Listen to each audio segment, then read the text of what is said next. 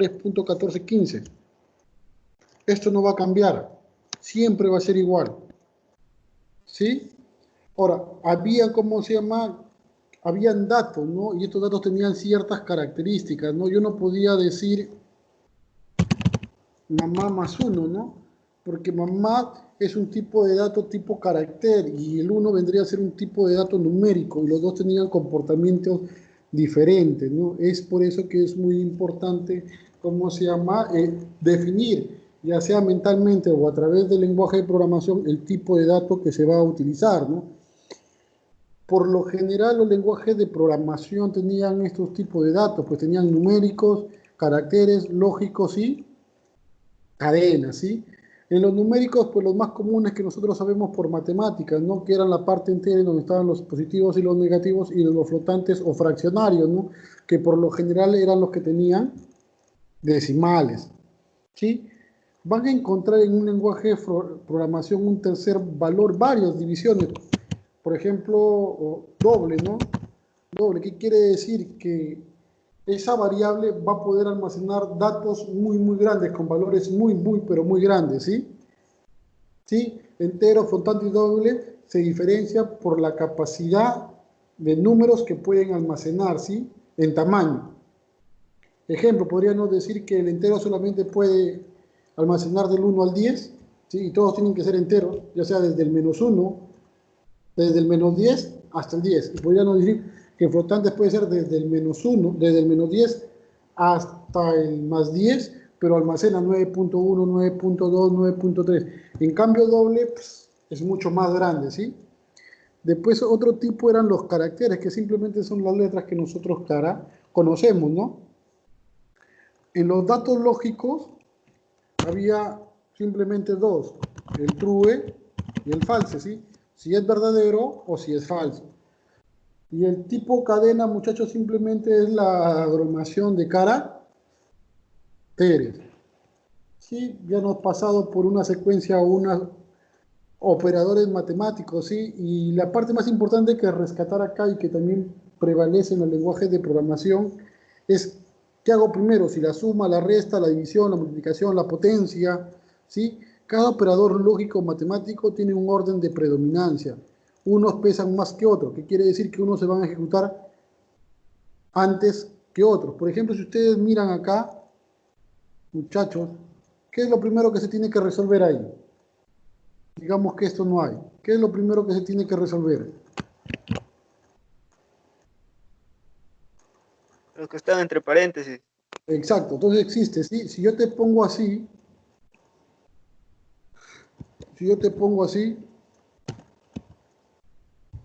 dentro del paréntesis, ¿qué es lo primero que se tiene que resolver? La La multiplicación. multiplicación.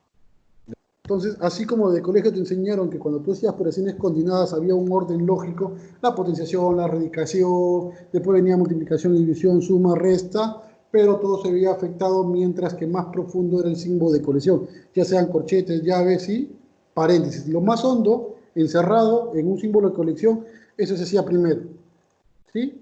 Esa lógica también se aplica, pero acá aparecían tres operadores diferentes, no sé si se pueden dar cuenta, está el operador porcentaje, el más y el menos, más adelante y más antes, ¿sí? ¿Lo pueden apreciar? ¿Sí, muchachos? En esta parte, ¿lo pueden ver? Sí, bien nos dicho que el porcentaje viene a actuarse como una división, pero el resultado final no es el cociente, sino es el residuo, ¿sí? No almacena el cociente, sino el residuo. ¿Sí, muchachos? Eso ya lo habían... Más quiere decir que a la variable, si yo, por ejemplo, pongo este estado, digamos que yo voy a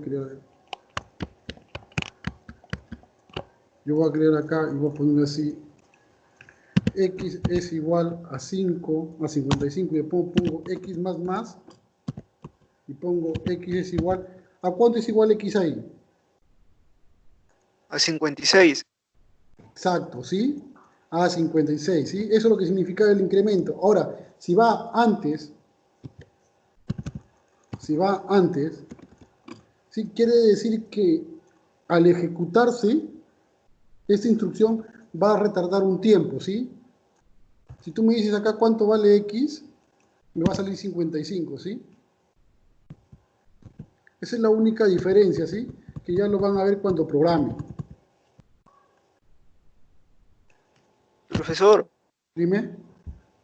le digo, también hay otra opción para elegir el número de veces el número que deseamos sumar, creo, si no me equivoco, es el número más igual al número que queremos aumentar de veces.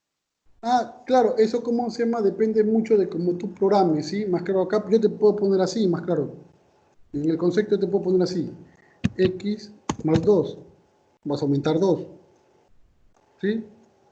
O como yo te puedo poner, ¿no? Repetir mientras X sea menor que 4, ¿sí? ¿Sí? Y te puedo poner acá arriba así. X es igual a 8, ¿no? Como tú quieras, más claro, pero eso lo van a ir solucionando conforme vayan conociendo más cosas, ¿sí? Y acá tú puedes poner, ¿no? S es igual a S más 4, ¿no? Más, más 4, ¿no? Y acá X menos 1. Y acá puedes poner tu X, perdón, S es igual a 4, ¿no? Entonces yo te hago una pregunta. ¿Cuánto vale S al terminar el programa? ¿Sí? Mira, yo te hago, entonces seguimos. X es igual a 8, S es igual a 4. Repetir mientras X es menor que 4. Sí. Entonces, ¿S a cuánto vale? A S más 4. Entonces, S en esta interacción vale 8. Resto a X menos 1. Entonces, X pasa a valer 3. ¿X es menor que 3? Sí. S es igual a S más 4. S valía 8, más 4 vale 12. X es menor que 1. Perdón, X menos 1, sí, se hace 2. X es menor que 4, sí. ¿Sí, muchachos? ¿Me están entendiendo?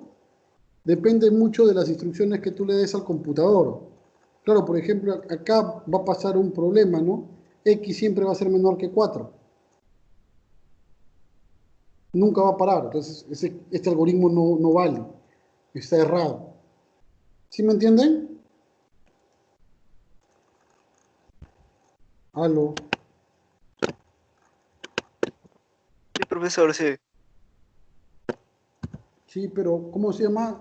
Como tú dices, va a poder aumentar, decrementar. Vas a poder hacer las operaciones que tú necesitas hacer para resolver el problema.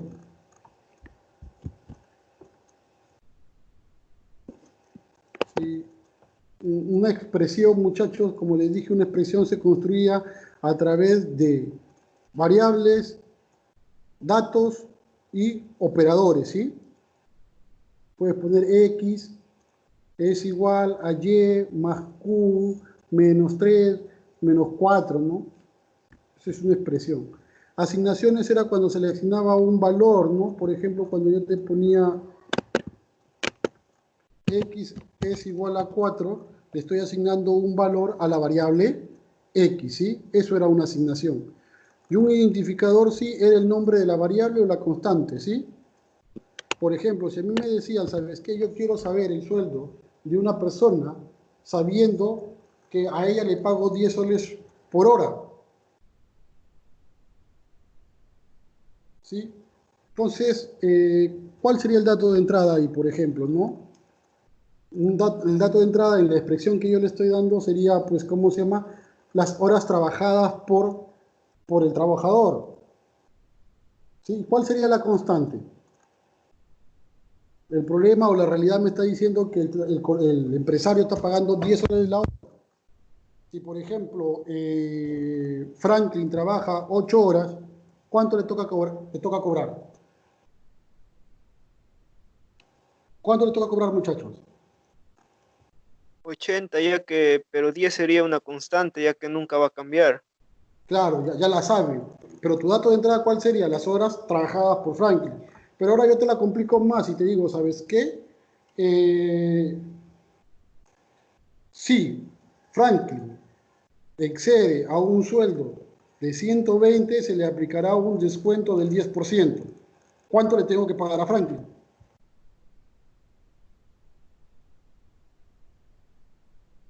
¿Sí? Y te hago más complejo. Y el problema puede ir agrandándose más. Por ejemplo, si Franklin, ¿cómo se llama? Trabaja más de 120, se le hace un descuento del 10%. Pero, si él hace un total de ventas mayores a 5.000, se le elimina el descuento y se le incrementa el sueldo en un 10%. Y ustedes ven que ahí tienen que desarrollar y ordenar sus instrucciones y tratar de plasmar una solución computable. ¿Sí? Por eso que el conocimiento o el análisis que tienen que hacer es muy importante y va a estar ligado mucho a los conocimientos que ustedes tengan o a la capacidad que ustedes tengan para extraer un problema. ¿Se acuerdan qué era abstracción? Simplemente comprender el problema y dejar de lado las cosas que no me importaban para solucionar el problema o que no eran pertinentes para solucionar el problema. ¿Sí? ¿Todo bien hasta ahí? ¿Alguien dijo amén?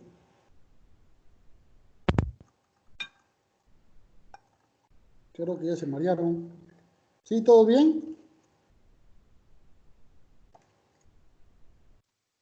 Sí, profesor, sí. Repito, bueno. Entonces, muchachos, seguía el proceso de solución de un problema, ¿sí? Análisis, diseño, codificación, documentación y mantenimiento, ¿sí?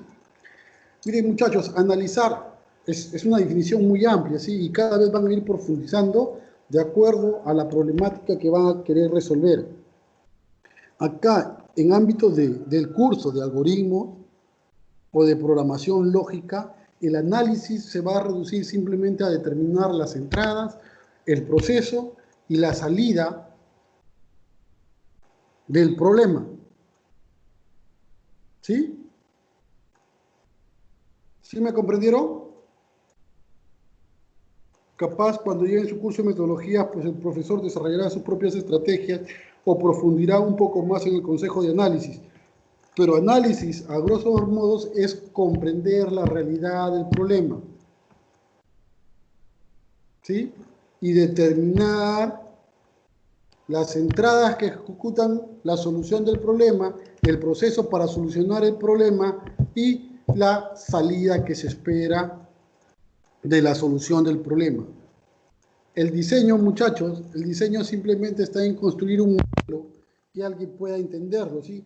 En nuestro caso va a ser algoritmos, ¿sí? Y va a utilizar dos métodos, el diseño por diagrama de flujos y el diseño por pseudo código. La parte de codificación simplemente es transformar ese diseño y llevarlo a un lenguaje de programación, o sea, ya prácticamente darle las instrucciones necesarias al computador para que pueda realizar la acción. La ejecución, prácticamente verificación y depuración, está en probar la solución planteada, si cómo se llama, si cumple con todos los requerimientos para el cual fueron implementados, ¿sí? Si soluciona el problema. Si lo ejecuto un montón de veces me da la misma solución, ¿no? La documentación, como ya les decía, es de suma importancia, capaz nunca lo hacemos, en realidad yo también cuando he programado nunca lo he hecho, en realidad, pero ahora a las alturas de mi vida es demasiado importante, ¿sí? Porque tú no creas una solución solamente para ti, sino para un usuario. Y en algún momento tú te vas a ir y ese usuario va a tener que solucionar o mejorar la solución que tú planteaste en su momento, ¿no? Y de algo se tiene que guiar y es por eso que es muy importante la documentación. La documentación se hace en dos perfiles, ¿sí? Tanto técnico como para el usuario, ¿sí? El técnico es para la persona que conoce de programación y se va a guiar para poder mejorar tu solución. Y el del usuario no le interesa la parte de programación, simplemente le interesa cómo él va a interactuar con la solución que tú programas. Y mantenimiento es conservar que el algoritmo funcione bien. Sí, miren muchachos, acá hay un problema. ¿Sí? Se desea obtener una tabla con las depreciaciones acumuladas y los valores reales de cada año de un automóvil por un periodo determinado, con un monto de rescate o valor de recuperación determinado por el cliente. Pues claro, esa es la realidad que me describen. Yo de ahí tengo que determinar cuáles van a ser mis entradas, cuáles van a ser mis salidas. ¿Sí, muchachos? Si ustedes leen el problema, ¿cuáles serían sus entradas?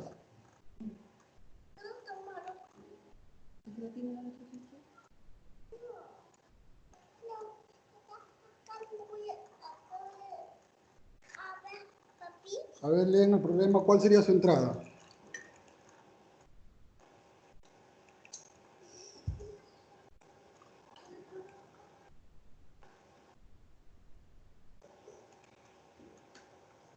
Las entradas, le vamos a poner entradas,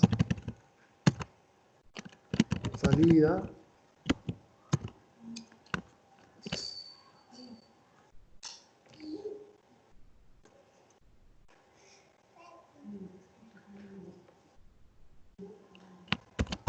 procesos. ¿Sí? A ver, alguien que me diga cuál es una posible entrada. Cuando yo estaba dormida me miedo a tomar gaseosa.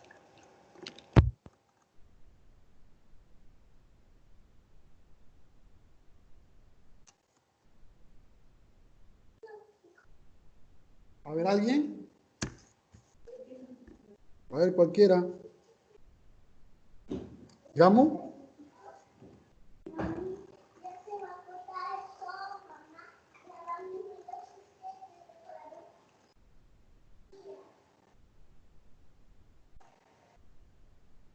¿Alguien que diga un número? Stephanie, ¿qué dices?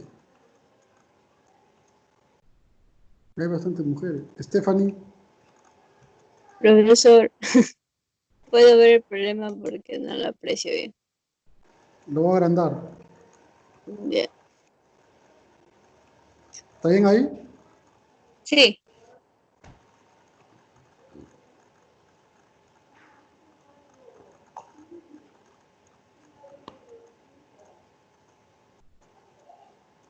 la primera sería los valores reales de cada año.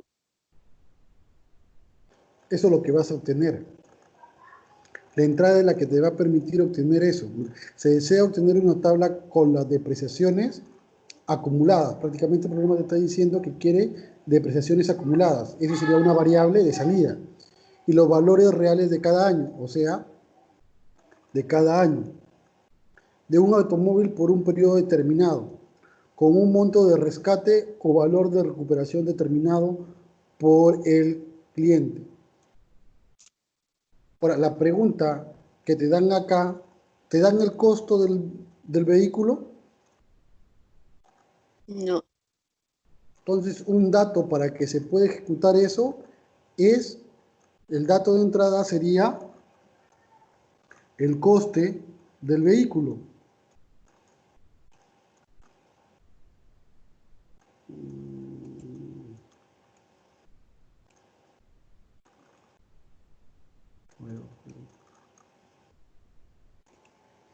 ¿Sí, muchachos?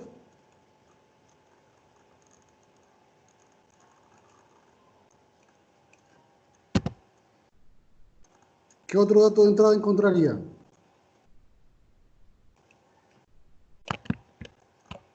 ¿Sí? ¿Qué más? ¿El número de autos, profe? Es un automóvil. ¿Qué más? Por un periodo determinado. O sea que tú le tienes que dar el periodo. O sea, yo quiero que mi carro se va a depreciar en 5 años. Entonces, el periodo de depreciación lo determinas tú. ¿Qué más? El monte de rescate, Y el monto de monto. rescate. Entonces, esos serían tus entradas, ¿sí?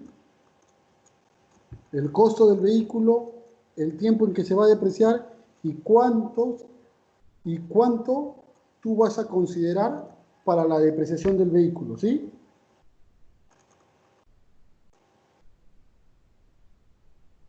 Y acá está, miren, ve. ¿Sí? Año 2006, depreciación 3.000 soles, el monto que tú has decidido, o sea que se va a depreciar 3.000 soles, la depreciación acumulada en ese tiempo va a ser 3.000 soles y el valor del vehículo va a ser 1.700. En el año 2, ¿cuánto va a ser? La depreciación se va a mantener porque es un monto fijo, es una constante. ¿Sí? Pero la depreciación acumulada va a cambiar o no. Va a ser 6.000. Y el vehículo o el valor anual del vehículo también va a bajar. ¿Sí? ¿Comprendieron, muchachos?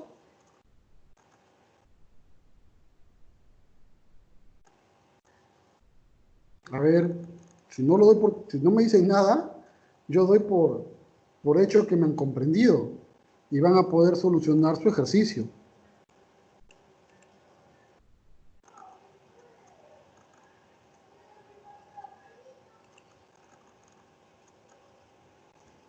¿Todo bien entonces, muchachos?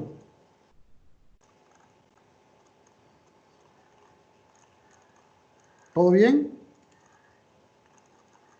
A ver, vamos a hacer algo, ¿sí? Contigo nomás, Humada. Describe una realidad problemática, cualquiera. Una realidad. ¿Tu papá en qué trabaja? Vidriero. Ya, digamos una realidad problemática que tenga tu papá. Que a mi papá le piden hacer una vitrina. Ya. El problema de tu papá es determinar el costo de cuánto cobrar por la vitrina.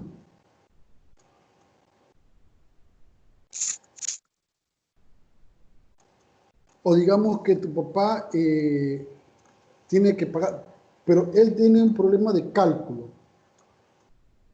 Digamos que a tu papá le piden poner, no sé, una ventana de 4 metros de largo por 4 metros de ancho. Ahora, la pregunta que tu papá tiene que resolver es cuánto tiene que cobrar. Por esa cantidad, o sea, los 4 metros de largo, los 4 metros de ancho. Ya, sí. Pero él tiene que saber cuánto cuesta el vidrio. Cuánto le tiene que ingresar de pintura, de, no sé, de esas de silicona. Bisagra, silicona. Todas esas cosas, él tenía que bosquejarlo en un problema y tú determinar sus entradas, su proceso y su salida, ¿sí? Sí, muchachos, digamos un problema muy sencillo, ¿sí? Miren, ve, con Eugenio. Eugenio eh, trabaja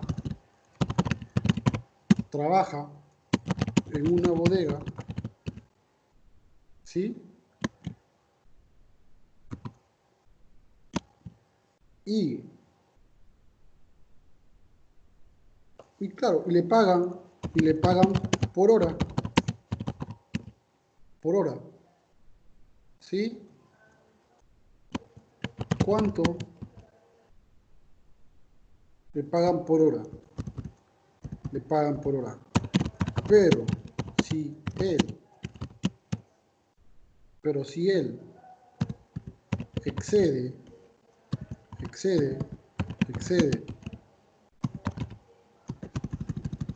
pero si él supera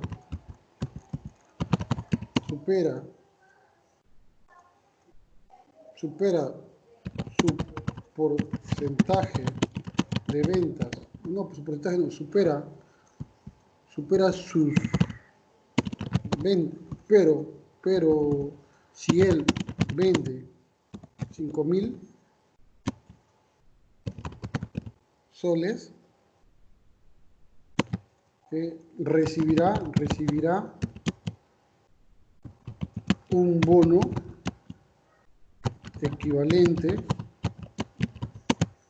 al 10% de lo vendido. ¿Sí?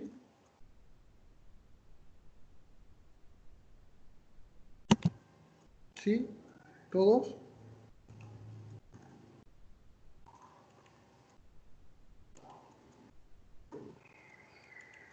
Ahí todos. Socón, ya que estás con el micrófono prendido. Dígame, profe. ¿Cuáles serían las entradas ahí? ¿Cuáles serían las salidas? A ver, a ver.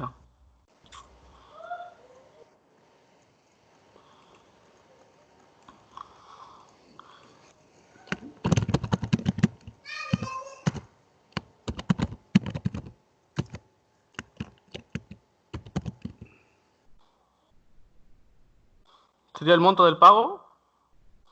Ya. La entrada, la salida, ¿cuál sería? El total a pagar.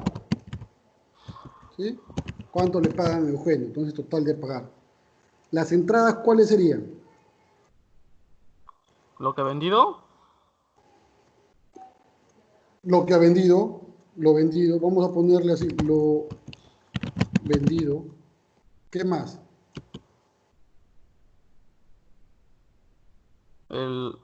¿Las horas? Las horas. ¿Qué más? Te falta uno, te doy un dato.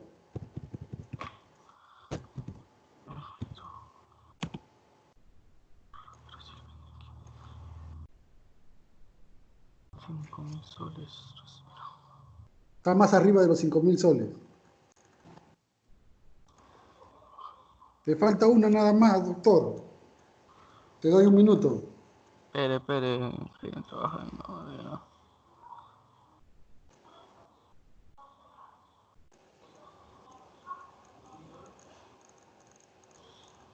¿Los días trabajados?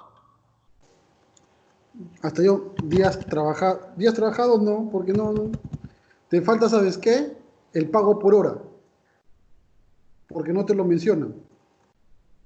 Eugenio trabaja Ah, en una bodega y le pagan por hora, pero no te ya. dicen cuánto pagan por hora. Para calcular el total tienes que saber cuánto le pagan por hora. Entonces, pago, Pago por hora. digamos, pago hora. ¿Sí? Entonces ya tienes tus entradas, ya tienes tus salidas. Ahora te falta el proceso, ¿sí? El proceso es el total a pagar. O sea, lo que tú quieres, el total pagar, es igual a ¿qué?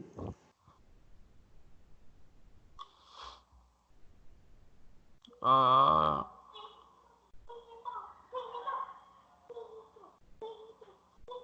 las, el pago por hora o El resultado de multiplicar pago hora por horas, más qué, más. más el bono. Ay, sí, claro, más el bono, sí, no. Ahora, el bono, ¿cuánto vale?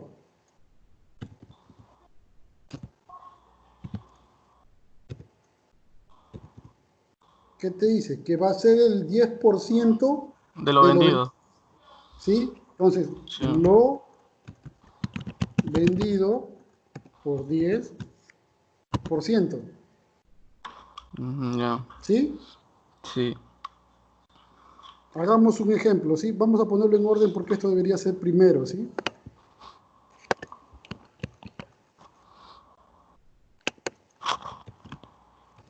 Vamos a poner un ejemplo, ¿sí? ¿Sí? Acá en el proceso, ¿ya? Voy a bajarle un poquito esto. Entonces, total a pagar es igual. Pago por horas que sea 50 soles, ¿sí? O sea, qué lindo sería, ¿no? ¿Sí? Entonces 50 soles, ¿sí? Y yo digo que he trabajado,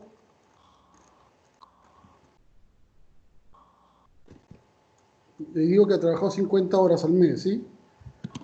Más el bono, ¿no? Pero el bono todavía no sé, entonces tendría que resolver primero el bono, ¿sí? Más el bono. ¿Y el bono qué es? ¿Sí? Bono a qué es igual. A lo vendido, digamos que A lo- ha vendido 10.000 por el 10%. ¿sí? ¿Cuánto vale bono? ¿Cuánto es 10.000 por el 10%, muchachos? No se cansen, 1.000, ¿sí? Entonces, esos 1.000 los reemplazo acá. ¿El total a pagar cuánto es? ¿Cuánto es 50 por 50? No se cansen, 2.500, ¿sí? Más 1.000, ¿cuánto es? No se cansen, 3.500, ¿sí? 3.500. Y ahí está prácticamente la respuesta, ¿sí? Pero si leen bien el problema, esta respuesta en realidad es solamente de una manera parcial, ¿sí? Sí, muchachos, no le he querido complicar más la vida porque estamos entrando a las condicionales, ¿sí? Pero si ustedes leen el problema que se ha planteado, perdón, si ustedes leen el problema, Eugenio trabaja en una bodega y le pagan por hora, pero si él vende 5.000 soles para arriba, pero ¿qué pasa si vende de 5.000 soles para abajo? Profesor, Dime. ¿esa sería una condicional? Exacto. Entonces tendrían que haber dos caminos, ¿sí? Digamos que este proceso que ustedes han hecho de acá sería para la parte, control Z, la parte verdadera, ¿sí? Todo eso sería para la parte verdadera, ¿sí? Pero para la parte falsa, ¿cuál sería el proceso? Cuando no hay, si no ha vendido el bono, si no ha recibido el bono, ¿cómo sería total a pagar? ¿A qué sería igual? A sus 2.500. A los 2.500, pero en variables, a horas, por pago, hora. ¿Sí? ¿Me entendieron? O lo repito. Sí, sí, Repítalo, bueno, profesor. Ya lo repetimos con mucho no hay problema. Vamos a repetirlo. ¿Sí? Este es digamos que esto pasa en una tienda, ¿no? Si quieren saber cuánto le tienen que pagar a su amigo Eugenio. Eugenio trabaja en una bodega y le pagan por hora. Pero si él vende 5.000 soles, recibirá un bono. Si él vende, digamos, más de 5.000, ¿sí? Para tenerla más clara, para poder aplicar. Si él vende más de 5.000 soles, recibirá un bono equivalente al 10%, ¿sí? Cuando veo vende más, automáticamente es una condición, ¿sí? Y va a tener un lado cuando venda más y cuando venda menos, ¿sí? ¿Hasta ahí todo entendido? ¿Me entendieron? Sí. Todo bacán, ¿sí? Entonces vamos a determinar primero las entradas. Una entrada, habíamos dicho que es el pago por hora. Pago por hora, ¿sí? Pago nomás le voy a poner, ¿sí? Para no copiar mucho, ¿sí? El pago por hora. El otro, las horas, ¿sí? Que va a trabajar. Y la otra entrada era lo que vende, ¿sí? ¿Cuál era la salida, muchachos?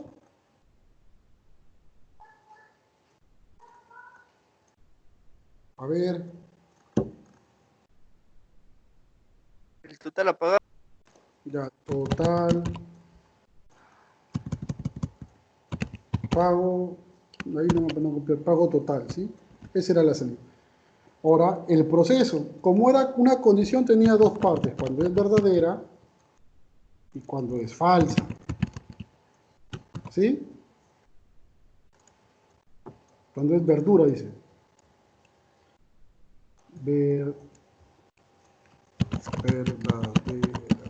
¿ya? Cuando es verdadera. ¿Qué te dice? Entonces, ¿qué te dice? Leamos de nuevo. Eugenio trabaja en una bodega y le pagan por hora. Pero si él vende más de 5.000 soles, recibirá un bono equivalente. Quiere decir que acá, en la parte verdadera, Eugenio ha vendido más de 5.000 soles. ¿cómo hallo el bono que va a recibir? ¿Sí? ¿Bono a qué va a ser igual?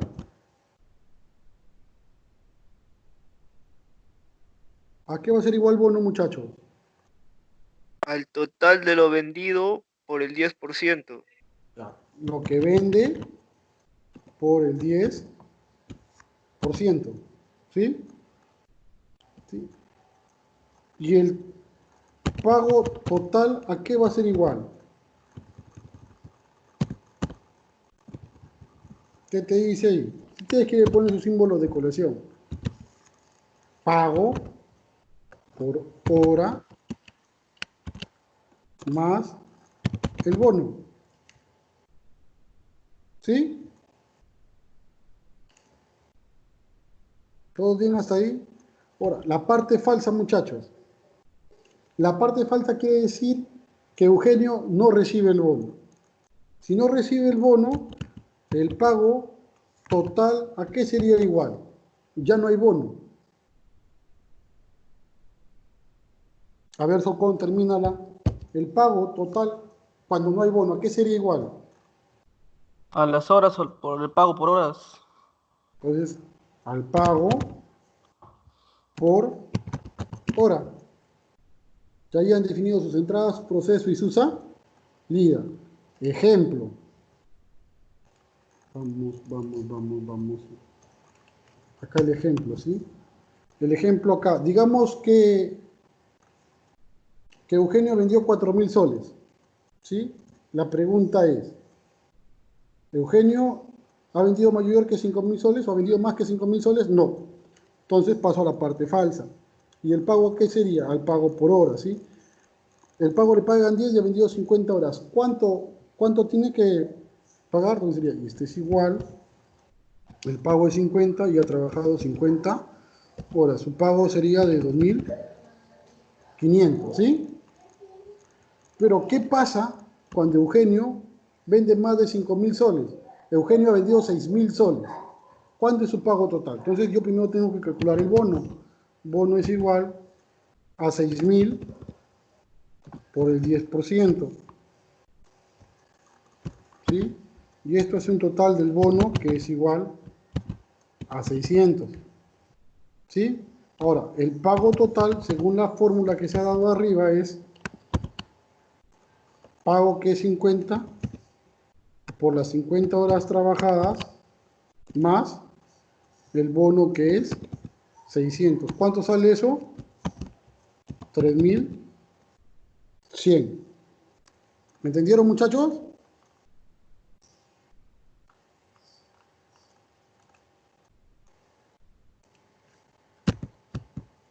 ¿Me entendieron?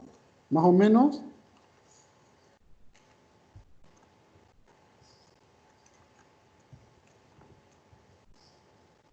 ¿Todo bien?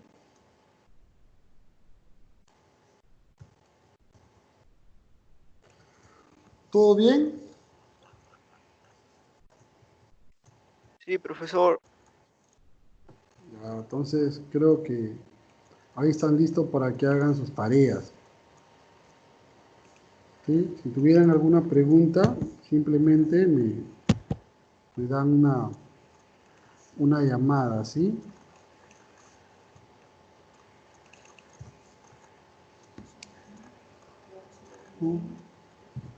¿Sí? ¿Todo bien, muchachos? ¿Terminaron?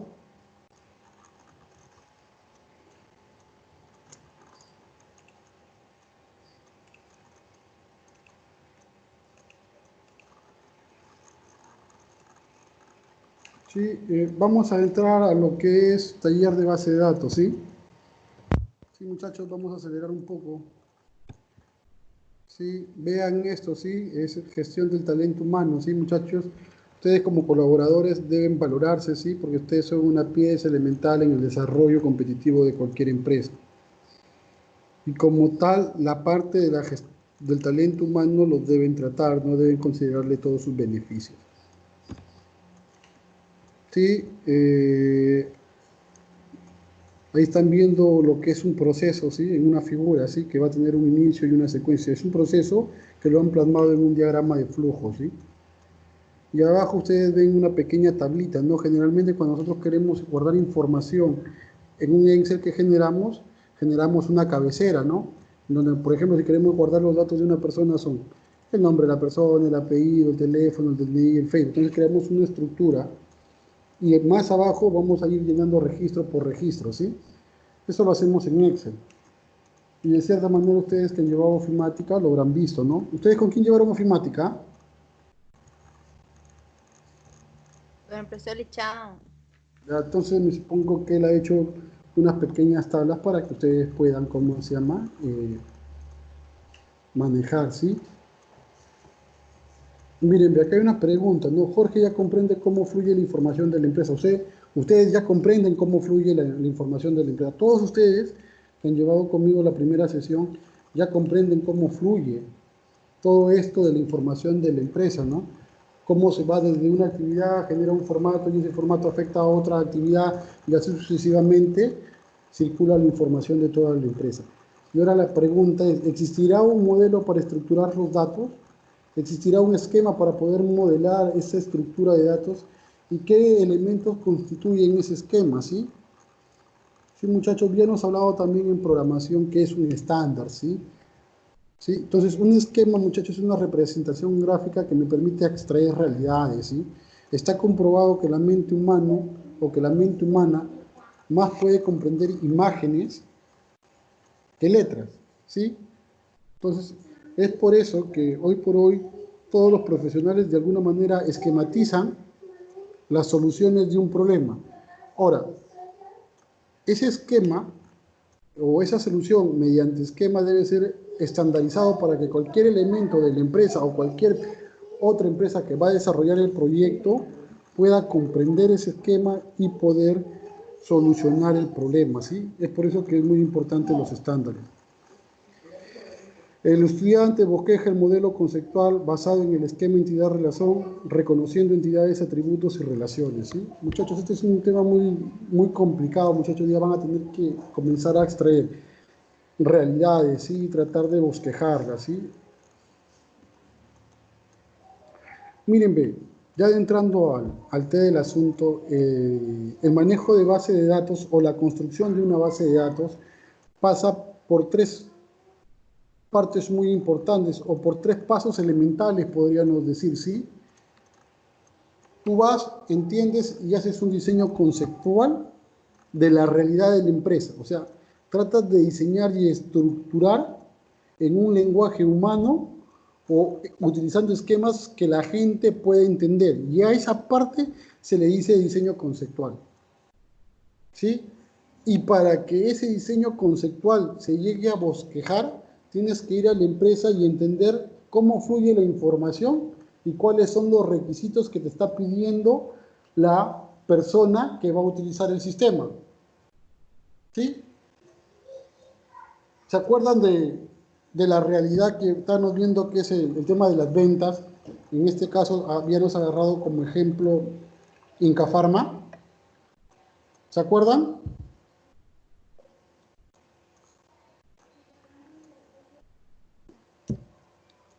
A ver, muchachos, ¿alguien dijo amén?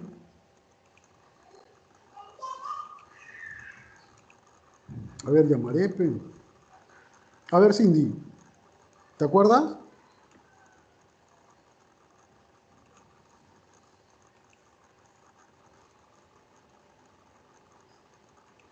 ¿Nada? Profesor, está hablando de formar La que- los datos en un esquema, o sea, esquematizarlo, flujo de diagrama de flujo. Claro, más claro. Lo puedes esquematizar utilizando un diagrama de flujo, pero vamos a utilizar un esquema propiamente de la construcción de base de datos, ¿sí? Sí, pero mi pregunta era si la clase pasada habíamos visto de cómo fluye la información en el proceso de ventas y habíamos agarrado como ejemplo la área de ventas de Inca Pharma, ¿no? ¿Sí? Habíamos visto que entra un señor, solicita un producto, la cajera recibe, le prepara su boleta, busca el producto, el señor se va a la caja, Te estoy diciendo en desorden, pero más o menos bien bosquejado de forma secuencial todos los procesos. ¿Sí? ¿Está bien? Sí, el proceso. Bueno, lo hicieron de Sí, paso a bien paso, bosquejado. un algoritmo. Porque No, antes no. de... ¿O de qué estoy hablando?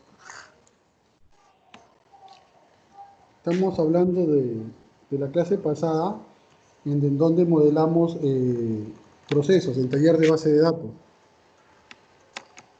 No sé si te acuerdas. ¿Sí? A ver, vuelvo a explicar, ¿sí? La clase pasada habíamos visto cómo fluye la información dentro de la empresa, ¿sí? Y habíamos bosquejado una realidad. Habíamos dicho que cuando tú vas a realizar una compra en Incafarma, existe toda una secuencia de pasos que tú realizas hasta que sales con el producto. Y por cada paso que tú realizas, van transformando información, ¿sí? Por ejemplo, tú llegas, ¿sí? Pides el producto. El cajero recibe la intención del producto, busca en su sistema, ¿sí? Y si lo tiene te dice el precio. Y tú le dices ya. Entonces ella te va a pedir tu DNI. Ingresa tu DNI. Después te va a dar un cartoncito con un ticket y tú te vas a ir a caja. Vas a entregarle el tiquecito que te ha entregado y él te va a cobrar. Una vez que tú pagas, él te va a entregar tu boleta o tu factura en todo caso. Una vez que tú tienes esa factura, te regresas hasta el área de despacho y le entregas a una persona esa factura. El señor va, busca el producto, regresa con el producto, te entrega el producto, sella las facturas y te entrega una factura. ¿Sí? ¿Se dieron cuenta de la secuencia de actividades que se realizó en las ventas? Todo eso es un proceso de venta, ¿sí? Pero también se han dado cuenta que ha habido manipulación de información, sí. Ha habido la manipulación de la información del cliente porque el cajero le pidió su DNI. ¿Por qué es importante registrar el DNI? ¿Sí? ¿Ustedes Para por qué ver creen? si es cliente común de Incafarma, Claro, ¿para qué más? ¿Para Para qué que es la importante? empresa le haga un para que le den seguimiento. descuento. Claro, Si es que es para que le den frecuentemente descuento. cliente de... Claro, entonces, mírenme, lo que desencadena la información del DNI, todos los procesos administrativos que se dan con referente a la atención del cliente, valen por esa información. Como dijo su compañera, ¿no? Si es que hay varias veces continuas, se le puede dar un premio. Si no, le puedo dar una llamada. Si no, le puedo realizar varios procesos de marketing sobre la información que me genera su consumo, ¿no? Si yo reviso la factura, van a ver el precio, la cantidad vendida del producto, el nombre del producto. ¿Por qué es importante saber la cantidad del producto y su nombre?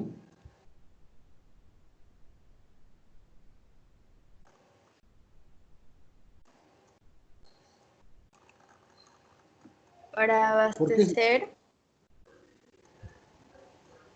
una, para poder pedirle al proveedor cuándo voy a comprar.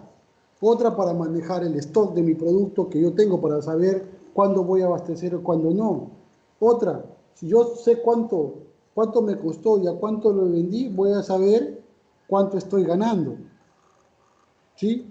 Si yo veo todos los montos al final de todo el día, voy a poder preguntarle a la computadora cuánto vendí diariamente.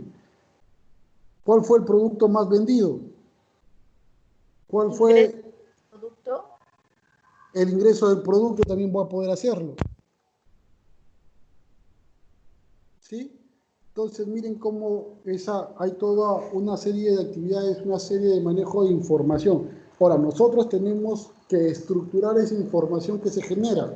Bueno, en Incafarma está automatizado ya, pero cuando tú te vas a cualquier tienda que no tiene una computadora, sigue la misma secuencia. Cuando te vas a la tienda de la esquina en tu casa, en tu barrio, tú te vas y le pides el producto a la señora, deme una galleta. La señora es la computadora porque la señora te conoce. Si tú eres una caserita, te puede decir, mira caserita, ¿sabes qué? Te voy a regalar un tofe por la compra de la galleta, porque te conoce, porque sabe que les vendes a vender de forma seguida. ¿Sí? Ella va a agarrar, te va a entregar la galleta, pero cuando tú te vas a ir, vas a pagar todo, cuando tú te vas a ir, la señora va a anotar en un papelito, galleta cho -1. Y al final del día vas a ver cuántas choc ha vendido, cuántas choc tiene que comprar y si hay algo en stock. Las personas que no tienen computadora también realizan el procedimiento, pero lo realizan el procedimiento de una manera manual. Entonces tú, como eres el ingeniero de sistemas, el técnico en computación, tienes que abstraer esa realidad y comprender cuál es el flujo de información y cuáles son los datos que se ven alterados en ese flujo de información. ¿Sí? ¿Qué datos se vio alterado? La caja, el stock del producto, ¿sí? Los datos del cliente o la periodicidad con la que compra el cliente. Si hubo una oferta con el chocolatito, también se ha visto alterado la oferta, ¿no? El stock de la oferta. ¿Sí? ¿Sí, muchachos? ¿Todo bien hasta ahí? Voy a regresar. ¿Sí, muchachos? Entonces, lo primero que hace en esta etapa del modelado del diseño de base de datos es el diseño conceptual, en donde tú comprendes cómo fluyen los datos y cómo están estructurados. Ahora, ese flujo se va a ver, ¿cómo se llama?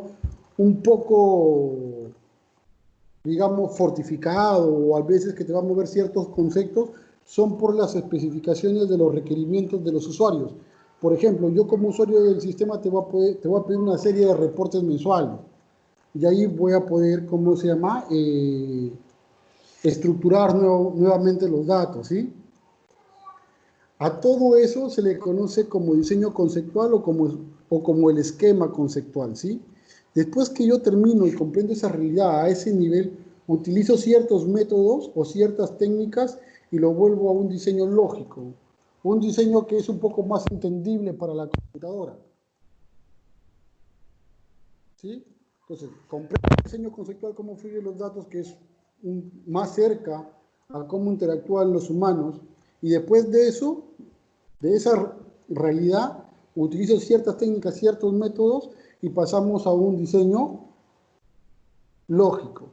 Y después de eso, muchachos, vamos a pasar a un esquema físico, cuando ya nosotros, a través de comandos o a través de un programa de construcción, lo implementamos en la computadora. Y a esa etapa se le conoce como diseño físico, ¿sí? Entonces, esa es la secuencia que nosotros tenemos que seguir para poder implementar un sistema de base de datos o el diseño de la base de datos, ¿no? Ya cuando lo fluyen con otras cosas será un sistema computacional.